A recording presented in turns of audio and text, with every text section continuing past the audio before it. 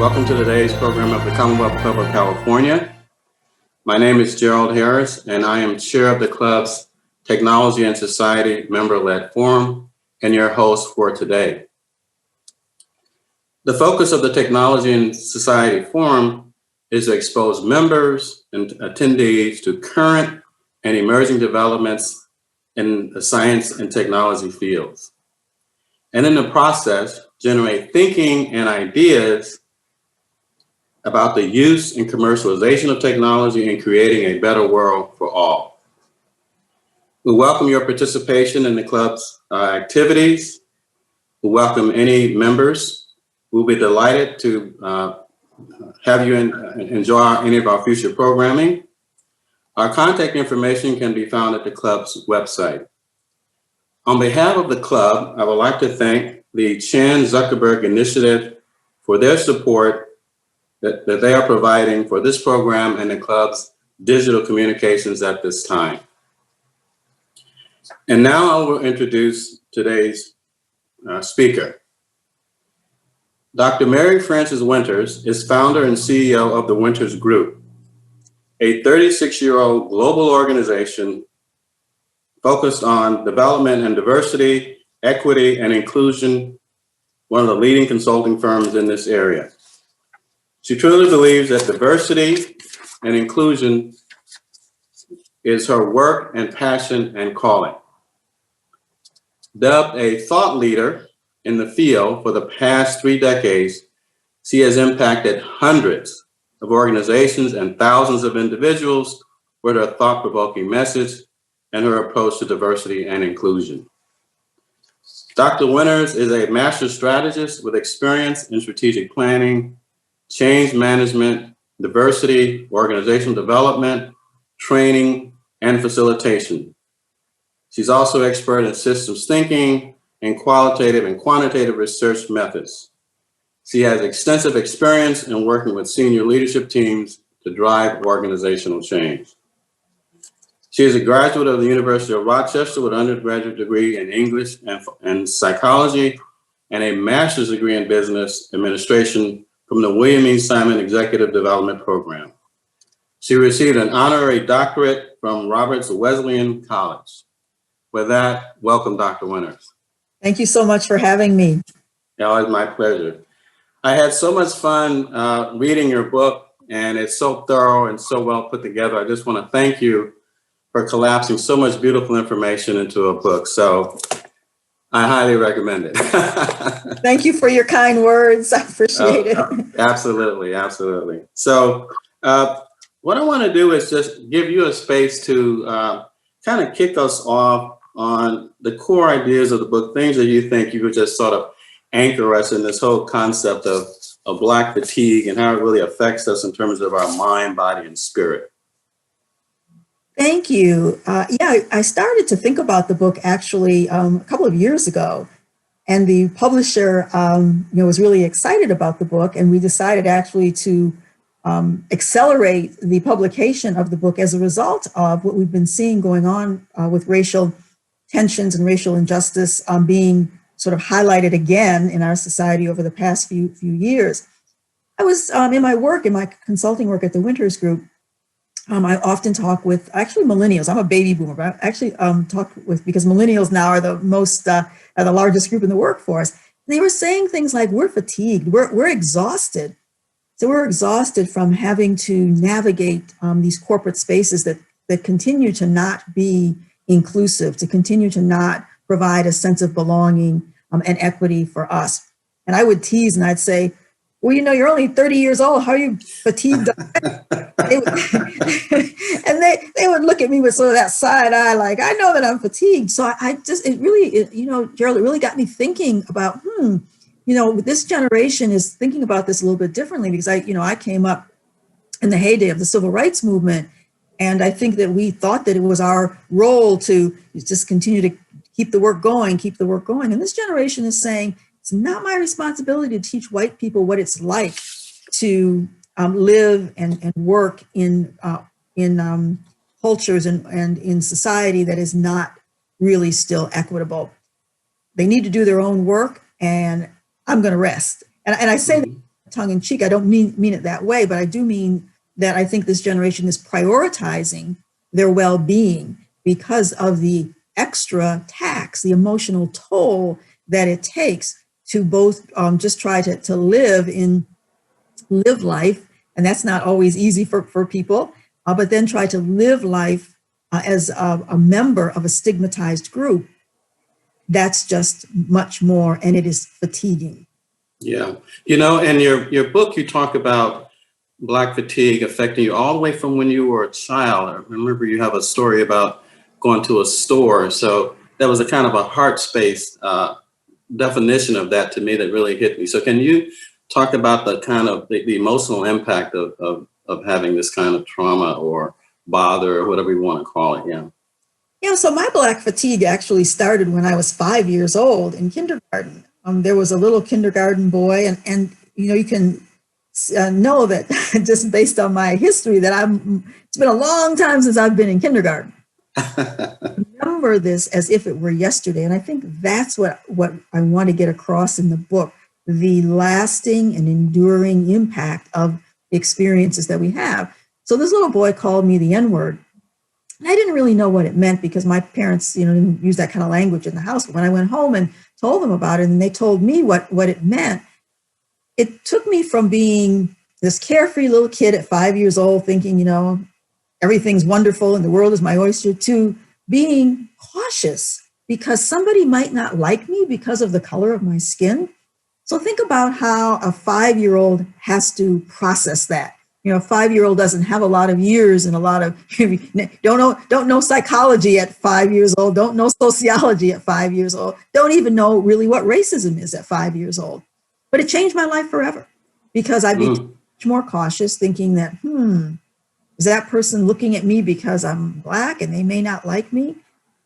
So I think the experiences, can be traumatic. Every single day as an adult, going into a store. I can remember, I don't even know if I told this story in the book, but going into a store and waiting, being in line and waiting and, being ignored. And I lived at the time in Rochester, New York. It was a cold winter day.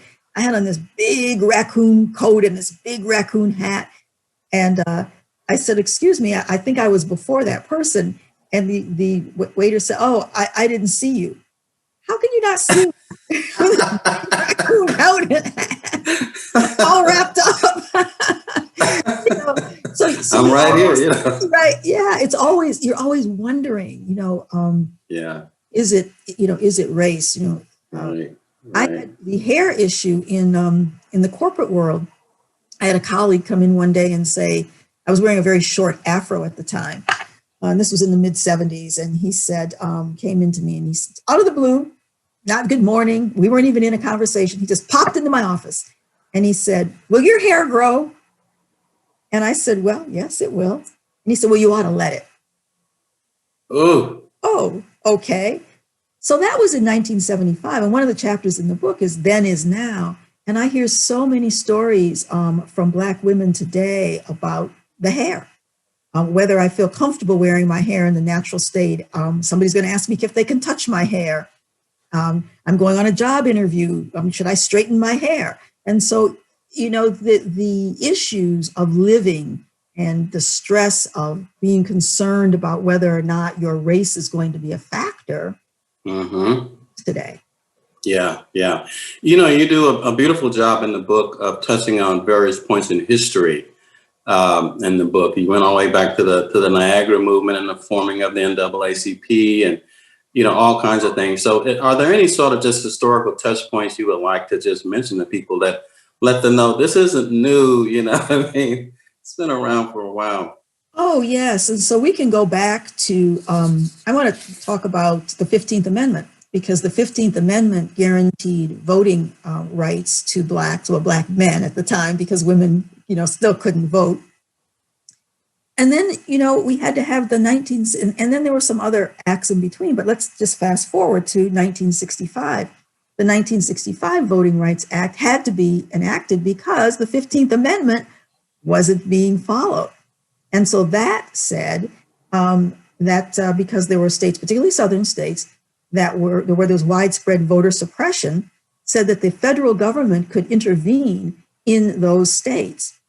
And then in 2013, I believe it was, the Supreme Court overruled that particular provision of the 1965 Voting Rights Act. So now we have the 2020 Voting Rights Act, which John Lewis was very instrumental in. As we all know, he sadly passed away recently.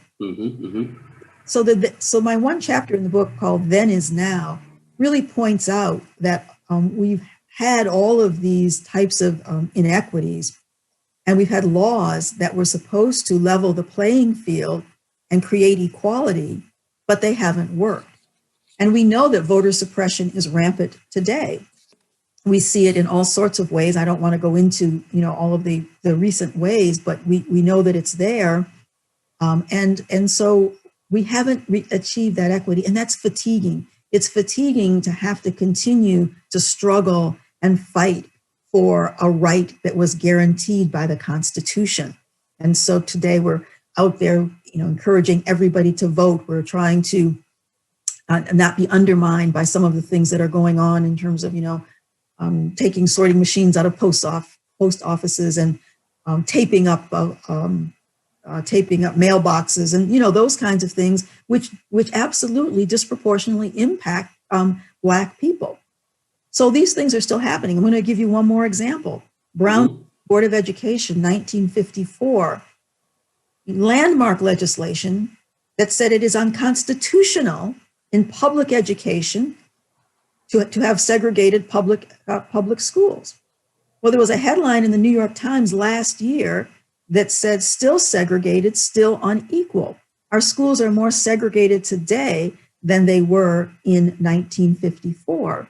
And so when we think about why are there protests, and I just this morning, I was with a board of a not-for-profit organization. I won't say who they are. Board members were so shocked that racism is still here. They were shocked and awakened by the most recent protests, by the most recent Black Lives Matter protests all around, not only all around the country, but all around the world. And these board members, and the board is all about equity and justice, but they were surprised that racism is still such an issue in our society. Yeah. Can you combine a couple of things? As you talk about, we have to educate our, white colleagues, but then this whole concept of white fragility. So even if I try to educate you, I got to say it in certain ways and not hurt your feelings and not call you racist. So can you, that's the hot topic. And I like the way you kind of touched on it in your book. So can you talk about that a little bit? Yes, I think that, I actually think that white fragility is, yet another excuse, because I really think it really is, white fragility is really white power, because you have, you can be fragile and use that fragility as power to not have the conversation, to shut down the conversation. So I think that we, and that book is, and it's a wonderful book. When I read that book, actually, that book really was a part of sparking my interest to write Black Fatigue, because I said, because of white fragility, we're fatigued. Black people are fatigued as a result of fragility, because we can't talk about it. We try to talk about it. That's stressful, and then the conversation gets shut down. But I do think that the fragility needs to be really framed as what it is. It's power, because think about it. I was doing some work with a university, a group of women, African-American women and white women at the university. And in talking with them, I talk about this situation in the book as well. The Black women said, let us try crying. Part of what Robin DiAngelo talks about in White Fragility is that in a session where you're talking about race, white women in particular might start to cry, and then the attention gets, diverted to that person and away from the topic at hand. But these Black women said, let us cry. We can't cry, because if we cry, it's going to be a totally different, there's going to be a totally different response. That's right. And so I think it's used more as power. And then we think about and I write about this in the book as well, the Karen meme, that's out there, that the Karens go around and. Yeah, we have some in the Bay Area, I assure you. Oh, you have a few. In Oakland. Where you can't barbecue in the park, that kind of thing. Yeah, you can't barbecue in the park. Yeah. And there was one in Massachusetts where this couple, and I think they were both lawyers, they were building a deck on the back of their house. And the woman comes up and says, "Do you have a permit to build a deck on the back of your house?"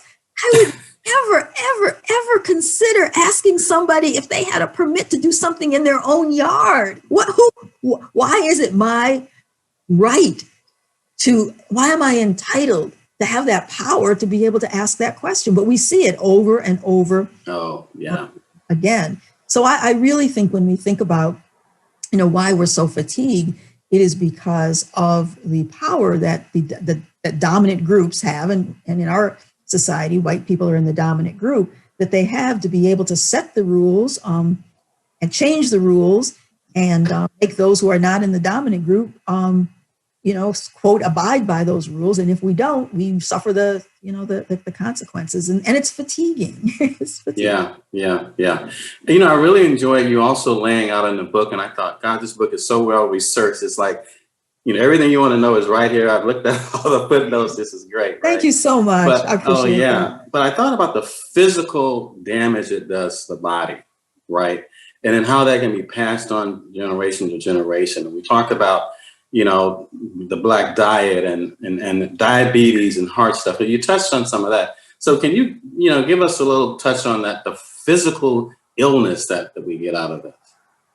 Yes, and I think, as Black people, we may not even know to connect our physical ailments to racism. So there have been several recent studies that have been done in the past few years that show that the extra stress that racism creates, even from childhood, does something to our cellular system. Now, I'm not a physician, I'm not a scientist, so I'm not going to go very far. But you got a good link in the book, though. That's good. Yeah. You read the book. Yeah, you got a couple of good links in there. Yes, yeah. Many of the people who are listening may be in that field, but suffice it to say, and I think this makes sense intuitively, even for lay people, that the accumulation of stress does something physically to our bodies that gets into our cellular system, and then that gets passed down generation to generation. It's a field called epigenetics. And I actually just interviewed for a podcast that I'm doing around the book, Dr. Shannon Sullivan, who is the chair of the philosophy department at UNC Charlotte. She has written about epigenetics and how it actually plays out, because Black women, even middle-class Black women who have access to quality care, they're still twice as likely to die in childbirth as poor white women. And they believe that it is because of the impact of the intergenerational stress. And so many municipalities, I don't know about many, but a number of municipalities have actually declared racism as a public health crisis. Yeah. I remember some years ago, I was doing some work on the metabolic syndrome here in San Francisco with a health-related agency. And it was amazing that we could tie, the stress to some of these behaviors. And then the behaviors led to the health effects. And we go, oh, wow, And so we were doing all kinds of things in terms of changing people's diets and encouraging exercise and all these positive things. But what I learned about reading in your book is even if we do all of that, right, it's still not enough to overcome the heavy impact, emotional, physical impact. So, it can help, but it doesn't exactly cure it. Exactly. It can mitigate it, it can help, but it's not going to cure it. And I think, as Black people throughout the generations, we have found, solace in our spiritual journey, our faith walk. And I talk about this in the book as well. Black people are much more likely to say that they believe in God, much more likely to have a strong connection to their faith. And I think that this is this is one way of coping with and dealing with the effects of racism. The belief in that higher power staying positive. Last night I did a session for a church that I used to go to when I lived in Maryland. It's a unity church. And I was talking about Black fatigue. And I said, well, I know for people who are unity folks, you gotta be positive, because I mean, that's just that's the message, right? It's about positivity. It's about affirmations. And we see more of that with healing and healing circles that organizations are developing. You know, we know that historically Black men have not sought mental health treatment, but that's changing as well. I talk in the book about barbershop therapy, where there are efforts to actually train barbers, not to be clinicians, specifically, but to be able to support conversations, because skill listening, yeah, Black men feel that they're more, that they'll be listened to, with their barber. So they call it, barbershop therapy. So I think that we're recognizing much more the impact that racism has on our physical and mental health. Yeah. So I want to segue a little bit into the mental health aspect of it. And I discovered this concept some years ago called post-traumatic slave syndrome, right?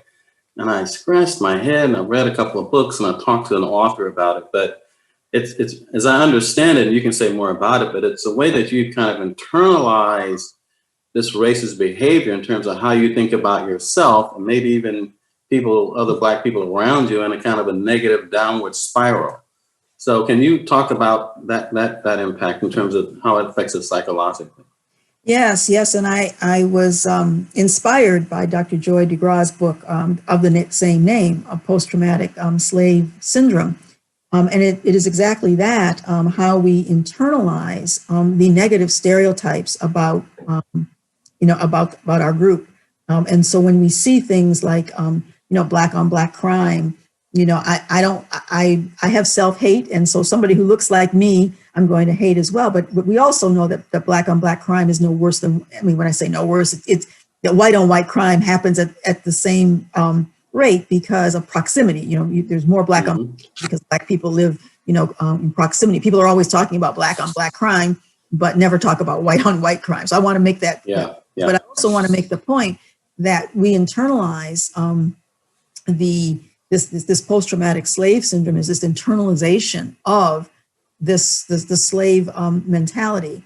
There's in Joy DeGraw's book, she speaks to, so somebody gets promoted in the organization, the Black person gets promoted over you. And then you say, well, gee, I must be even, at the bottom, even worse, at the bottom of the bucket, because that person, got promoted. And I don't think, I'm not sure about their qualifications. And so I didn't get promoted, and so it's this syndrome of sort of seeing yourself as, as not as good as, and it can be very unconscious sometimes. We talk about it from the perspective also of internalized oppression or internalized racism. And it's real. And I don't think that we highlight it enough. Dr.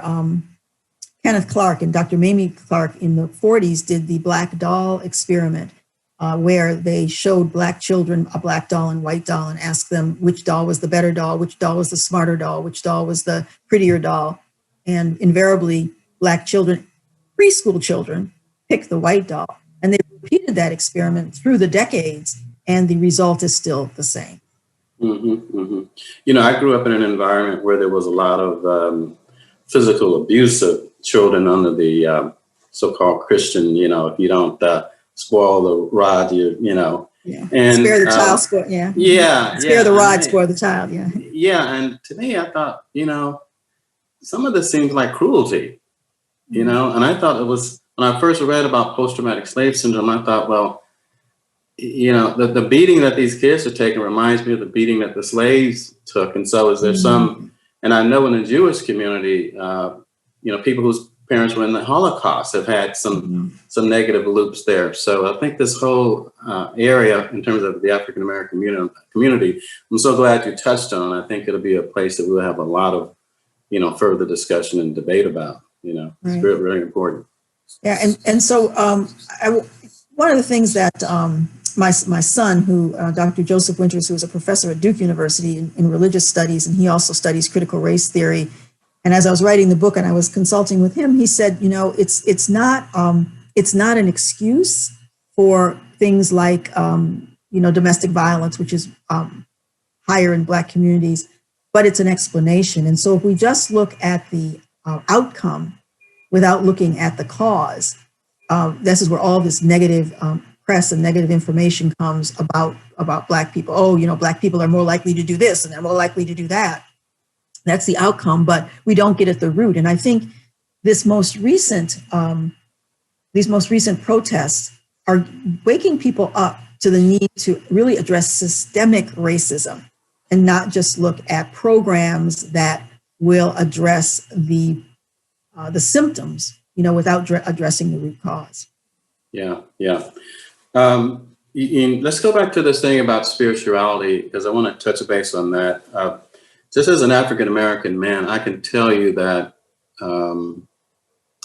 watching the video of George Floyd's murder, it tore me up. And I need to go back to some spiritual resources. And you talk about that. Can you touch base on that a little bit in terms of what we need to do there and how it makes a difference? Yeah, I think really, you know, coming together, community, finding communal opportunities to just be, communal opportunities to cry, opportunities to just share our shared feelings of rage, our shared feelings of sadness. Many Black people, you know, work in what we call white spaces. And no matter how hard many white people may try, they just really can't understand what it does to see somebody who looks like you treated as an animal, treated as less than human. It just tears us up to the core, and we sometimes just feel so helpless. So that one of the things is coming together, you know, and places for us to do that healing, places for us to let that rage just be rage, and not have somebody tell you to calm down, or not have somebody to, you know, tell you to sit down, or, you know, the rage is real. And if we don't deal with the rage, if we don't let that rage be real, we're going to suffer for it later because we hold it in, and that's where the stress comes from. So my advice is, you know, we're not going to change systemic racism. We're not going to change white supremacy culture, you know, today or tomorrow. And so we have to find those resources and those places. You know, one of the things I talk about in the book is the Black Girl Magic, you know, movement. And it's a movement to uplift Black women and girls when good things happen, so that it's not always about the bad things. And so Black girls are magic. Black girls can do anything. And then, you know, we talk more generally about Black joy rather than talking about Black sorrow.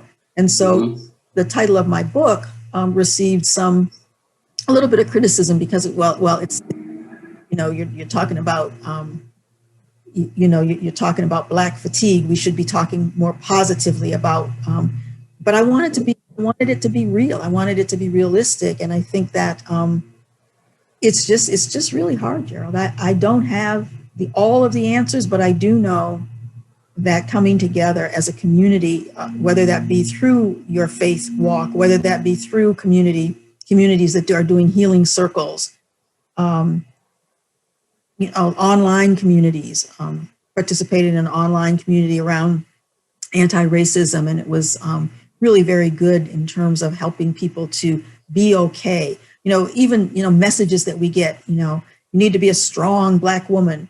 Well, you know, why do you need to be a strong Black woman? Why can't I just be, right? Why can't I just be? Or you're an angry Black woman. Well, maybe I am angry, and okay, I'm going to be angry. And so this is the double whammy, because I'm angry, and now somebody's telling me that I shouldn't be angry. And so that's that, puts a double sort of, yeah. So it's really hard. Yeah. I also want to touch a little bit on Breonna, Taylor, her situation, because it reminds me also of the young man in Houston who was at home, and a police officer thought she was in her apartment and came in and shot him. And then this woman's in her bed, and so the fact that you can't even be at home, right? Yeah, you're not safe there. Well, and that's why when I think about when they talk about white fragility, I think about Black fragility. I mean, who's really fragile? Yeah. White people are fragile because they just don't want to talk about it. But they're not fragile because they're not safe. We're vulnerable. Mm-hmm. We're not safe. I worry about. I have a Black son. He's a grown married man, and he went to Harvard, Duke, and Princeton. But he's still a Black man who might be targeted, and he has been just because he's a Black man. And it shouldn't matter that he went to Harvard, Duke, or Princeton. That shouldn't matter, but it matters to white people, right? They would probably, So it is just living, and I talk about this in the book, just living while Black and not knowing. So, even going on vacation and wondering if this is a place that you will be accepted and that you can go. I mean, that's really, that's really difficult as well. Mm-hmm. Seems like there's some music. I'm not sure. Maybe it's coming from me. It's not music from me, but there it is. Okay, great. You mentioned and you touched a little bit a lot on you draw from James Baldwin in your book, which I really enjoyed. And the point you make is that systemic racism is not a problem that Black people can fix. It is fixed on the other side, right? And so can you talk about that, because I want to move us into the future of some solutions here. But I can't make systemic racism go away. I can't change the economic system. It takes other people to be involved in that. Yes, and so I do apologize if we're hearing something, because it is my lawn being mowed. I had no idea that my lawn would be mowed at this time, because I had, when they come, but it should go away very soon. Yeah. So yes, I think we've approached racism as if we can just fix Black people. And nobody would admit that that's how it's been approached, but that really is how it's been approached. We approach, so Black people live in poverty, and so let's just get them out of poverty. Well, we know that even when you're not in poverty, racism still looms large. So the mentality has been more of the white savior, right? We're going to come in and we're going to save, and it has been. And you have to do it our way. We're going to save you. And here's the way that you do it. So not respecting cultural norms or cultural values, but really saying you have to assimilate, you have to change and, be more like white people. Now, people listening to this will say, oh, no, that's not what we're doing. But if you really look at the history of many of the programs, it is. We have structures. And these structures are based on white supremacy culture. And we're saying Black people fit in to these structures. And so what we have to do is we have to turn that around to be able to value and respect that there are different ways of being that are just as valid as the dominant group, the Eurocentric white supremacy way of doing things. There are other ways in which cultures have thrived. When we were brought from I was many generations ago, but the African traditions that we were, told to, that we were not allowed, to bring. But now many of those are coming back. So some of the healing circles are using African method, for healing. Yeah, so I see it's sort of more community centric than individually. Exactly. Yeah. So the United States has been dubbed as the most individualistic society on the planet. It's all about me. It's all about me. And we see that right now, even with the pandemic, with the people who are resisting wearing masks and saying, it's my right. whereas other cultures are concerned about others, that you may spread the disease to someone else, being more worried about the collective than being worried about the individualistic. And so, yes, we as a people from Africa are much more collectivist, as are, Native Americans, as are people from the Asian continent, more collectivist driven. And I think that the individualistic, pull yourself up by your bootstraps kind of mentality has been very detrimental. This idea that we're a meritocracy has been very detrimental, because we are not a meritocracy. People do not succeed based on merit. They succeed based on privilege and based on who they know.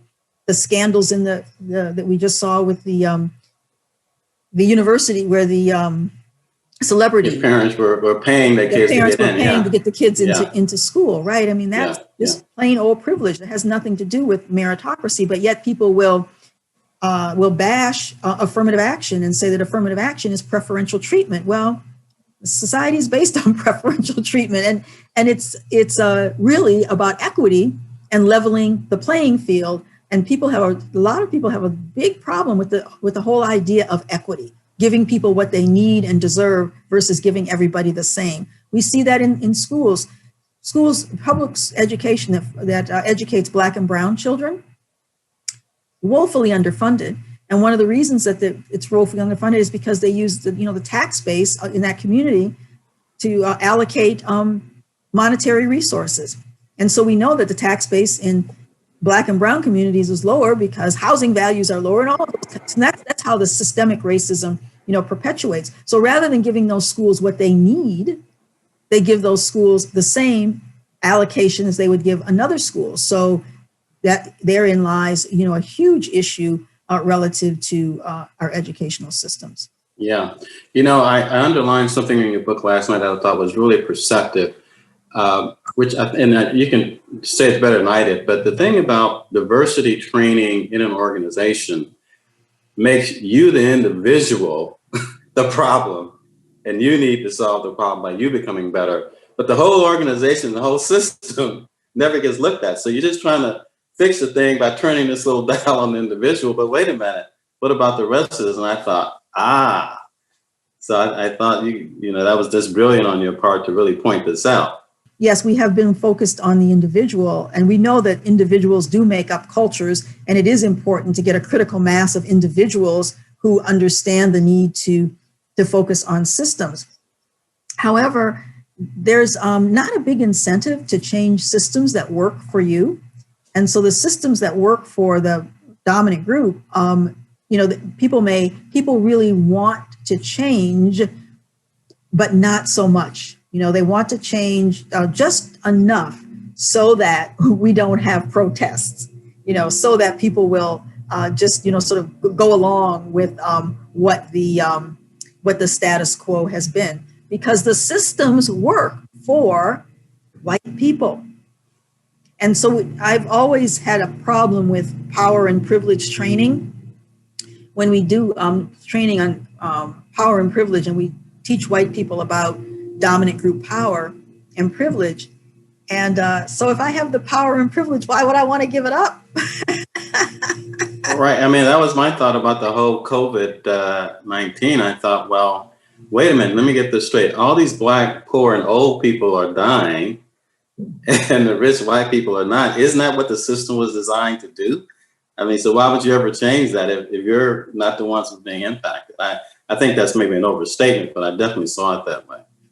Yeah, I think altruism is not dead, and I think that people do care, but they only care to a point. Like this board that I was talking to this morning, so the board chair, who happens to be a white woman, she was talking about, her conversation first started about how much she cared, and then she morphed to the conversation of, however, she said, Black people seem to be so angry, and I don't know how I can deal with the anger. We have to find a way to have the conversations without the anger. So again, it's we can talk about it as long as we can talk about it the way I want to talk about it, and that gets into a concept known as respectability, politics. If they would only pull up their pants, and if they would only learn the King's English, and be respectable. Then we could have this conversation. Then everything Yeah. would be okay. Yeah. You know that. You end the book with a lot of, which I thought was good, a lot of solutions, right? What are we supposed to do? And I thought, this is great. You got a whole chapter. Do this. I thought, oh, man, this is fantastic, right? So, as you know, I'm a futurist in what I do. So I'm always kind of leaning forward in terms of where I want things to go. But if you want to highlight a couple of those, like, hey, guys, you can do these things here to make this better, I think that'd be a great place. Yeah. So I really think, and this is very controversial, but I really think that we have to address reparations. Some people call slavery the original sin.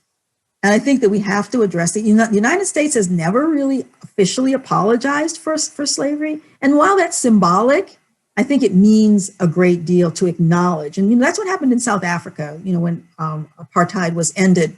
There was a truth and reconciliation. The truth is that this is wrong. And we're going to and so we've never done that in the United States. I think that is really very important.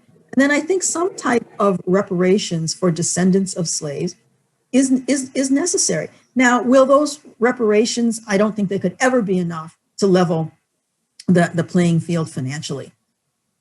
However, I think it would do a whole lot to change the dynamic, because the dynamic would then be, we have acknowledged the wrong, and at least we've done something. I think there's still an arrogance about, slavery is over and it's done. And, you've had plenty of time to make it up, and you've had plenty of time to get things, to become equal. And we've given you all. Plus, we gave you affirmative action. You should be happy, right? We gave you affirmative action. We ended slavery. We have the Civil Rights Act of 1964. We have Oprah Winfrey's a billionaire, so yeah, right, exactly. Oh, Barack Obama was president. Yeah, right? Exactly right. Yeah. So what more do you want, right? Yeah, right. Leave me alone, right?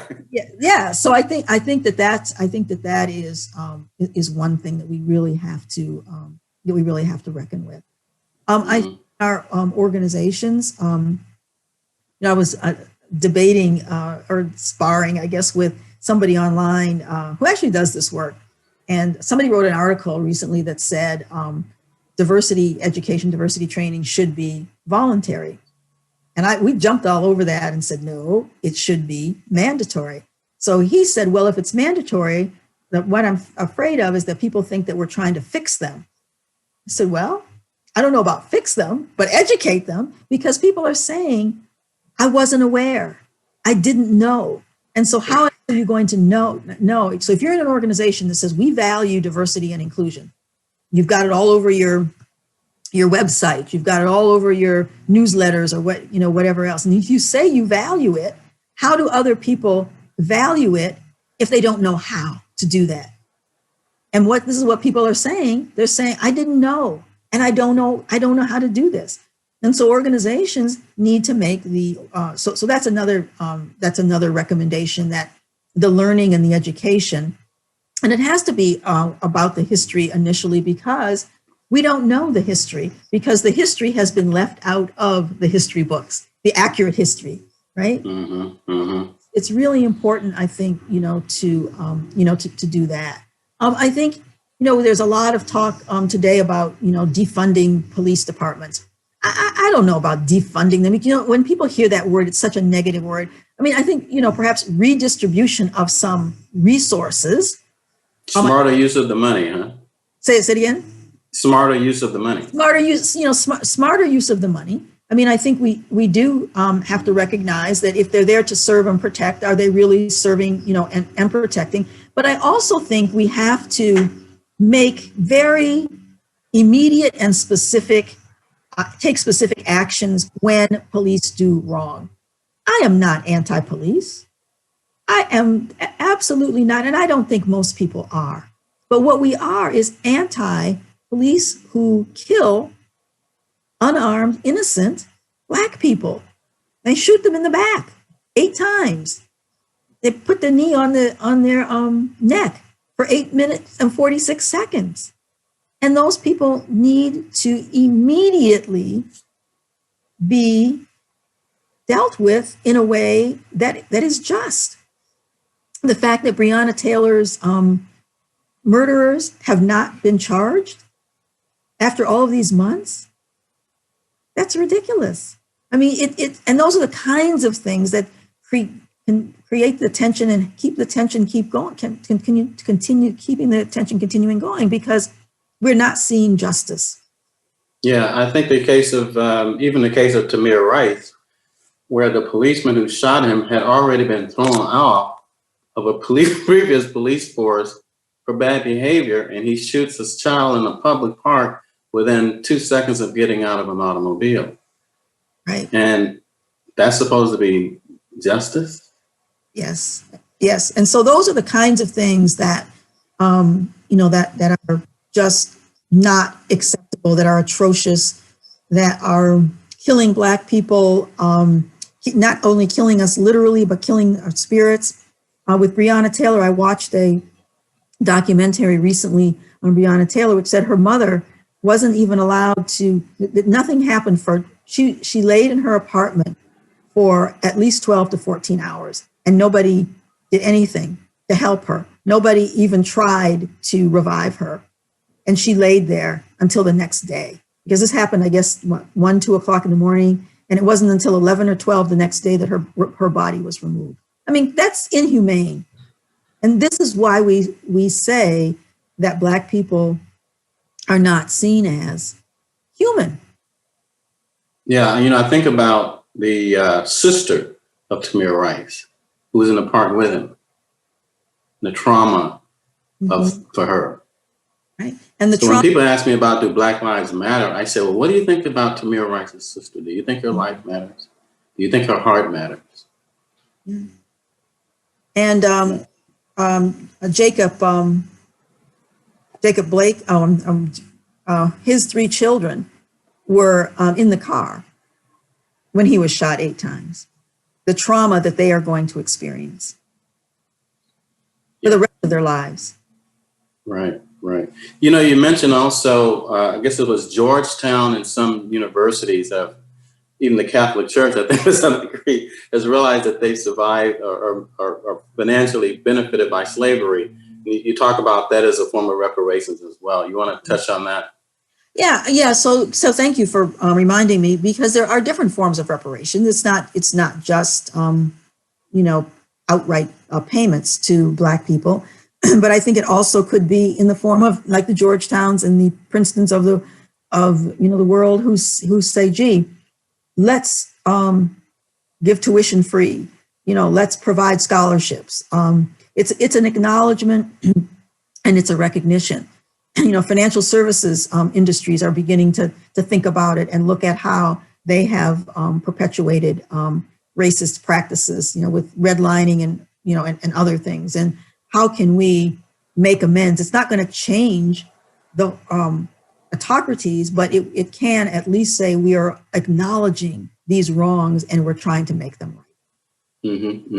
You also mentioned some corporations. I know, for example, in Germany, that they look back at the companies, including Deutsche Bank, that were involved in financing Hitler and Volkswagen, and they're trying to do these kinds of things. And I don't know if there's a case of an American corporation that's ever stood up and said, hey, and I know you have a bit of research in the back of the book about, 10 companies that, you guys right there, but what do you think about that in terms of, corporations really stepping up and confessing and doing some more? I think that they absolutely should. And I think that they will. I mean, I think that we're seeing, matter of fact, I just was working on a proposal for a financial institution. And part of the training that they want for their executives is to understand how financial institutions have been complicit, and not only complicit, but have contributed to racism and racist practices. And so I think that they will begin to do that. We've been talking to a tobacco company, and they're looking at ways to begin to develop products that are less harmful, and to stop the disparate advertising in Black and brown communities that they do. Liquor companies, I think many of them are now looking at ways that they contribute to the outcomes that we see. So I think of it. I really do. hmm And I don't know about the food companies. I was in a discussion with some people recently. There's a young African American hip hop artist who's now advertising a meal at McDonald's. I don't know if you've seen the commercial. And the meal consists of a hamburger with cheese, bacon, you know, and then the fries and then a Sprite, right? And I thought, I don't know what the fat content of health content is in this meal, right? But, you know, in a sense, it reminded me of how, you know, we can get so caught up in the system that we lose track of is what we're doing healthy for our own communities. It almost reminded me of the sort of post-traumatic slave syndrome in terms of how we're not really seeing what's going on to some degree. Yeah, well, you know, being such a capitalistic society, it's all about the almighty dollar, right? It's all it's all about making money and how can we make money. But I think more and more, you know, organizations are, you know, moving towards being socially conscious, and I think this generation that's coming up, the Gen Zs, the youngest generation, they're requiring that companies be more socially responsive in a lot of different ways, you know, relative to the environment, you know, racial justice. And so I think that we're going to see companies needing to really take a look at, you know, capitalism and social justice, you know, because there are ways to make money while still being socially conscious. And there are some companies that have done so. A company, and I don't remember the name of it, I'm sorry, but it's a supermarket that, because supermarkets the big chains don't locate in Black communities. And so, you know, we call them food deserts, right? But there's a supermarket that is doing so and is finding that they can certainly be profitable. There are others that some of the smaller, like the Family Dollars that are in Black communities are now offering fresh fruit. And so they're becoming more awake about what they need to do to be more socially conscious and to discontinue harming Black people and actually helping from the perspective of their perspective of health and, you know, healthy food. So I think you know, they're being illuminated now. They're being highlighted. They're being put on the spotlight, and you can no longer just think about making money without thinking about the impact that has on people. So one question we have here is, what is your hopes for the book and for this idea sort of getting into the conversation and the debate? What's your hope for it?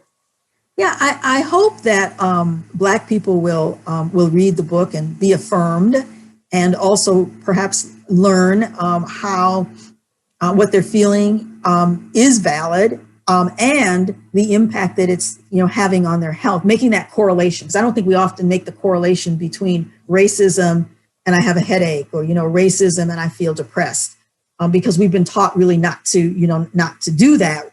Don't play the race card. So I hope that that's affirming, and it will spark, you know, conversations and lead to more resources and more effort being put to being more healthy.